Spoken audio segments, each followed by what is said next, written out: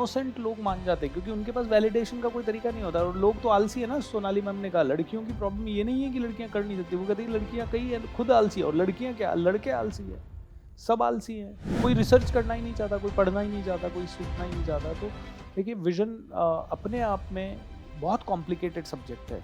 It's not an easy subject. Core ideology, तो core ideology के बारे में कुछ चीजें हम बात करेंगे। पहली चीज जो कोर आइडियोलॉजी के बारे में है, ये ऑथेंटिक होनी चाहिए। जब तक बाकी की चीजें पैसों पे फोकस रही, कभी ग्रोथ हो नहीं पाई लाइफ। क्योंकि क्या हो रहा है, इट्स लाइक हम लोग छटपटा रहे हैं, बट पैसों के चक्कर में हम किधर भी जा रहे हैं और फिर नहीं हो पा रहा है एंड में। क्योंकि विजन के बारे में कौन बात करता है? कॉमन मैन तो बात करना ही नहीं चाहता विजन में, ठीक है। तो कॉमन मैन के लिए तो कोई सेशन हो ही नहीं रहा।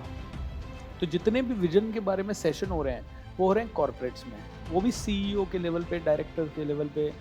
तो वहाँ पे जो कोचेज होते हैं वो बड़े निश कोचेज हैं। वो क्या करते हैं कि उनमें से 80% को भी नहीं पता विजन क्या होता है। मैं एक ऑर्गेनाइजेशन के साथ हम लोग बैठे थे और हम लोग बातचीत कर रहे थे। तो मुझे उन्होंने as a board of director appoint किया कि BSR we want to take you as a board of director. मैंने कहा ठीक है। तो उन्होंने मुझे बोर्ड में लिया और बोर्ड की हमारी पहली मीटिंग हुई। तो 2 मेरे से पहले लोग अपॉइंट हो चुके थे, फिर दी ओनर, फिर मैं, ऐसे 4-5 लोग हम लोग थे बोर्ड रूम में बैठे थे। एंड दे वर एक्सप्लेनिंग मी, हमारा विजन ये है, हमारी वैल्यू ये है, हमारी ये है। जैसे ही मैंने सुना, अच्छा अनफॉर्चुनेटली क्या था कि जो सबसे मेन कंसल्टेंट थे, जो सबसे सीनियर मोस्ट मेंबर थे बोर्ड के, वो थे करीब 55 साल के।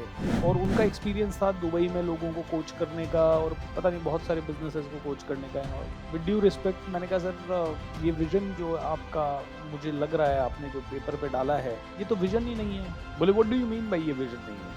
नहीं, ये विजन नहीं है। क्योंकि हम लोग बैठे थे 2017 में, 17 के एंड में, और उनका विजन पहला ही उन्होंने कहा हमारा विजन 2020 है। मैंने कहा विजन 3 साल का हो ही नहीं सकता। विजन मिनिमम आपका 15 साल, 20 साल, 25 साल, 30 साल का थॉट है। बोले नहीं ऐसा नहीं है, कहाँ लिखा है ऐसा? फिर जो विजन था, मतलब वो बी हैक को विजन बोलते हैं ना, तो जो विजन था उसको तो उन्होंने लिख रखा था मिशन। हमारा मिशन है 1 लाख लोगों को ट्रेन करना सपोज, और हमारा विजन है टू बिकम नंबर 1। तो उन्होंने जो विजन होना चाहिए उसको मिशन बना दिया, जो मिशन होना चाहिए उसको विजन बना दिया। मैंने कहा यार ये कर क्या रखा है आपने? अच्छा, फिर कोर वैल्यूज की बात आई। मैंने कहा आपकी core value punctuality, honesty, 15 values की लिस्ट दे दी। मैंने कहा इन 15 में से एक भी नहीं है आपकी। तो और गुस्सा हो गए, बोले how can you say that, prove your point. मैंने कहा पंक्चुअलिटी, 1.5 घंटा मीटिंग लेट स्टार्ट हुई है आपकी। मैंने कहा प्रोफेशनलिज्म, आपने मीटिंग के पहले एजेंडा नहीं भेजा मेरे को। मैंने कहा दोनों कोर वैल्यू जो सबसे पहले लिखी है वो दोनों मैच नहीं कर रही। आपकी ये कोर वैल्यूज है और आप ये सिखा रहे हो। सीनियर मोस्ट लोगों को भी इसके अंदर बहुत कंफ्यूजन है, क्लैरिटी नहीं है। कोर आइडियोलॉजी, तो कोर आइडियोलॉजी के बारे में कुछ चीजें हम बात करेंगे। पहली चीज जो कोर आइडियोलॉजी के बारे में है, ये ऑथेंटिक होनी चाहिए। ऑथेंटिक होनी चाहिए। ऑथेंटिक मतलब सच होना चाहिए, ये 100% ट्रू होनी चाहिए। ऑथेंटिक का मतलब है मैंने कहा मैं सच बोलता हूं, तो ये घर में भी सच बोलना है मुझे, रात को भी सच बोलना है, ये मेरी ऑथेंटिसिटी है। ऑथेंटिक मतलब सत्य, ऑथेंटिक मतलब ट्रूथ, ऑथेंटिक मतलब 100% करेक्ट, है ना। ऑथेंटिक होता है ना, ये बंदा ऑथेंटिक है यार, ये सच्चा आदमी है यार, ये जो बोलता है वो करता है यार। तो पहली चीज तो ये ऑथेंटिक होती है। दूसरी चीज, ये कभी बदलती नहीं है और ये हमेशा बदलाव को इंस्पायर करती है। वापस से बोलिए मैंने क्या बोला। इसका एक एग्जांपल देता हूं। देखिए देशभक्ति की बात करते हैं, मान लीजिए स्वामी भक्ति की बात करते हैं। एक बहुत बड़ा इतिहास में एग्जांपल है, पन्ना धाय का नाम सुना है आपने? पन्ना धाय, स्वामी भक्ति, देशभक्ति, और वह ये कि बनवीर करके एक आतंकवादी मान लीजिए उस समय का, या एक राजा का सौतेला भाई था, उसने महाराज का कत्ल कर दिया, उदयपुर महाराजा का। और उसने क्या सोचा कि यार अब है ना, इनका एकमात्र बेटा कौन है? उदय सिंह, महाराणा उदय सिंह, उसको भी मार देता हूं, फिर मेरे से लड़ने वाला कोई बचेगा ही। कत्ल कर दिया। और उसके बाद उदय सिंह जी छोटे से बच्चे, 6 साल के बच्चे बचे, और वो उनको भी कत्ल करने के लिए गया। तो पन्ना धाय उदय सिंह जी का ध्यान रखती थी, और पन्ना धाय का एक बेटा था जिसका नाम था चंदन, वो भी उदय सिंह जी की उम्र का ही था। तो पन्ना धाय ने जब ये इन्फॉर्मेशन लगी कि बनवीर ऐसा कर रहा है और वो उदयपुर के भावी महाराणा को खत्म कर देगा, क्योंकि अब उसने मेन महाराणा को तो खत्म कर ही दिया और भावी राजा को भी खत्म कर देगा, तो ऐसे लोग बहुत ज्यादा पनपेंगे।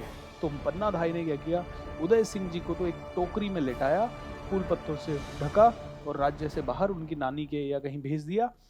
और उदय सिंह जी जहां सोते थे जिस बिस्तर पे, उस बिस्तर पे अपने बेटे चंदन को सुला दिया और उस चद्दर ढक के। और वो बनवीर गुस्से में फुफकारता हुआ रात को 2 बजे आया और उसने तलवार चला चलो के उस चंदन को मार दिया। पन्ना भाई वहीं खड़ी थी, चीख नहीं निकाली उस लेडी ने, अपनी चीख नहीं निकाली। ये है कोर आइडियोलॉजी, सुपर ऑथेंटिक।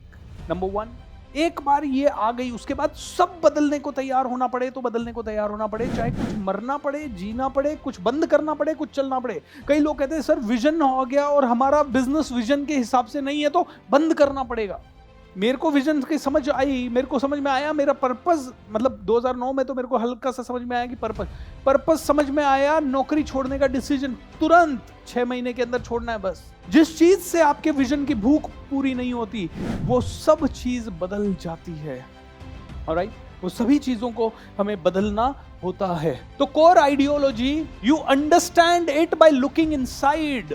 इसको अंदर जाके, आप किसी बाहर से नहीं ढूंढना है, अंदर जाके ढूंढना है। इट मस्ट बी मीनिंगफुल, ये आपके लिए इंस्पिरेशनल होनी चाहिए, मीनिंगफुल होनी चाहिए, आपको इंस्पायर करनी चाहिए। किसी और को करे ना करे उससे कोई फर्क नहीं पड़ता। ये मुझे इंस्पायर करनी चाहिए, मेरी कोर है ना, ये मुझे इंस्पायर करनी चाहिए, मेरी टीम को इंस्पायर करनी चाहिए, पूरी दुनिया को। मेरे कॉम्पिटिटर को करे ना करे कोई फर्क नहीं पड़ता, मेरे पड़ोसी को करे ना करे उससे कोई फर्क नहीं पड़ता। You know, if it is not core, it's up for the change. एक बार ये डिसाइड हो जाती है उसके बाद सब कुछ बदल सकता है इसको छोड़ के।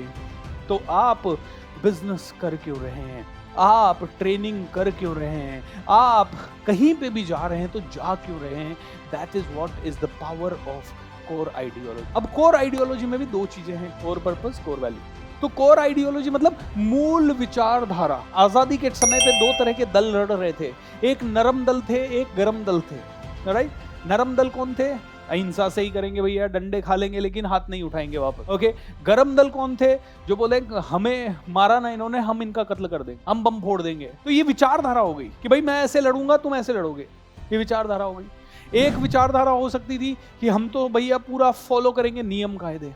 एक विचारधारा हो गई, एक हो गई राम की, मर्यादा पुरुषोत्तम राम श्री राम की विचारधारा। भैया मैं तो मर्यादा से ही चलूंगा, उसके लिए बीवी को छोड़ना पड़े चलेगा मुझे, उसके लिए जंगल जाना पड़े चलेगा मुझे। एक हो गई कृष्ण की विचारधारा, कौन सी? भैया मैं तो जो जैसा है ना उसको वैसे ही बात करूंगा, जो जैसा है उससे उसी भाषा में बात करेंगे, ये कृष्ण की विचारधारा हो गई। तो कृष्ण भगवान ने जो जैसा था उसको वैसे ही दंड दिया। कर्ण को जब पहिया फंस गया तो भी मार, अर्जुन को बोला पहिया फंसा हुआ है, इसका धनुष बाण रुका हुआ है, मार दे इसको। द्रोणाचार्य ने धनुष बाण छोड़ दिया, मार दो इनको इसी टाइम। बोले नहीं तो ये तुम्हें जीतने नहीं देंगे। तो कृष्ण क्या थे भाई, जो जैसा आदमी है, जो जिसका साथ दे रहा है उसको। श्री राम होते तो वो कभी नहीं करते कि यार धनुष छूटा हुआ है नहीं मारूंगा, शरण में ले लेंगे। तो ये 2 अलग अलग विचारधारा है युद्ध में भी। किसी की कौन सी? भारत की विचारधारा क्या है कि भाई हम पहले युद्ध करेंगे ही नहीं किसी से, हम अपनी तरफ से आक्रमण करेंगे ही। चाइना की विचारधारा क्या है? भैया सभी पे अतिक्रमण कर लो। तो there is different ideology of different people. तो कहते हैं कि हर आदमी की एक अलग विचारधारा हो सकती है, और आपकी कौन सी विचारधारा है वो आपका दिल धड़क सकता है पानी के लिए, आपका दिल धड़क सकता है बिजली के लिए, आपका दिल धड़क सकता है इंसानों के। जैसे अभी पलक मुछाल सिंगर, जानते हो? कितने लोग जानते हैं? पलक मुछाल अच्छी सिंगर है। पता है क्या करती है वो? पैसा इकट्ठा करती है, और जिस बच्चे का दिल कमजोर है और जिसका दिल का ऑपरेशन होने वाला है, ऐसे बच्चे जो अफोर्ड नहीं कर सकते, जिनके माँ बाप, उनको गोद लेके, गोद तो क्या, उनका ऑपरेशन करवाती है खुद, ऑपरेशन थिएटर में खड़े रह के खुद के पैसे लगा के। और ऐसे अभी तक उन्होंने करीब 100 के आसपास बच्चों के दिल के ऑपरेशन करवा दिए उन्होंने, पलक मुछाल। और वो जब ऑपरेशन हो रहा रहता है पूरे ऑपरेशन थिएटर में वो मंत्रास वगैरह चैंट करती रहती है। यंग सिंगर है, लड़की है, and she is doing that. अब उसकी विचारधारा है कि भाई कमजोर दिल जिन बच्चों का है और जिनके माँ बाप उनको अफोर्ड नहीं कर सकते, मुझे उनके लिए कुछ करना है। तो मतलब शी हैज अ विचारधारा आपकी, भैया help the needy, may be that is the विचारधारा है, या help the needy who is going through the critical medical condition. विचारधारा हो सकती है हेल्प द पुअर लोगों को हेल्प करो, ये भी विचारधारा हो सकती है। एक हो सकती है उन गरीब लोगों को हेल्प करो जिनके दिल में प्रॉब्लम है, उन गरीब लोगों को हेल्प करो जिनके पास खाना नहीं है, या उन गरीब लोगों को हेल्प करो जिनके पास रोजगार नहीं है। अब देखिए, गरीब लोगों को हेल्प करना एक हो सकता है, लेकिन कोई कहेगा मैं तो गरीबों को रोजगार दिलवाऊंगा, कोई कहेगा मैं गरीबों को खाना दिलवाऊंगा, कोई कहेगा मैं गरीबों का इलाज करवाऊंगा, कोई कहेगा फ्री में दवाइयाँ भेजूंगा, कोई कहेगा मैं गरीबों के बच्चों को गोद लूंगा, उनको पढ़ाऊंगा। Education can be somebody. Core ideology. अब आप कहोगे सर हमारा तो बिजनेस है रेस्टोरेंट का, तो लेकिन हमें अच्छा लगता है गरीबी हटाना, तो हम कैसे हटाएंगे सर? हम अपना बिजनेस बंद कर दें और गरीबी हटाने में लग जाएंगे? कैसे हटाओगे भाई? अपने बिजनेस को तो बढ़ाना पड़ेगा ना, तब उससे पैसा कमाओगे। और पैसा कमा के फिर कोर आइडियोलॉजी आपके काम करने का सबसे बड़ा मूल आधार स्तंभ होता है। मतलब ये आधार स्तंभ है, ये पिलर है कोर आइडियोलॉजी, जिसके ऊपर आपकी बिल्डिंग खड़ी होगी। ये नींव है आपकी, ये दिखेगी नहीं। मुझे देख के मैं अगर कोर्स बेचूंगा तो कोई भी आदमी कहेगा यार ये लालची आदमी है, देखो पैसे की बात कर रहा है 1 घंटा। करेक्ट और नॉट? ये दिखेगी नहीं लोगों को, and it need not be. लोगों को समझ में आए नहीं आए उससे कोई मतलब भी नहीं है, लिखा हुआ है उधर, कोई फर्क नहीं पड़ता ये दूसरों के लिए इंस्पायरिंग है या नहीं है। ये आपके खुद के लिए इंस्पायरिंग होनी चाहिए। तो पैसा तो कमाना है, पैसे से फोकस नहीं, बल्कि आपका विजन आने के बाद आपका पैसों पे फोकस 3, 4, 5 गुना बढ़ जाता है।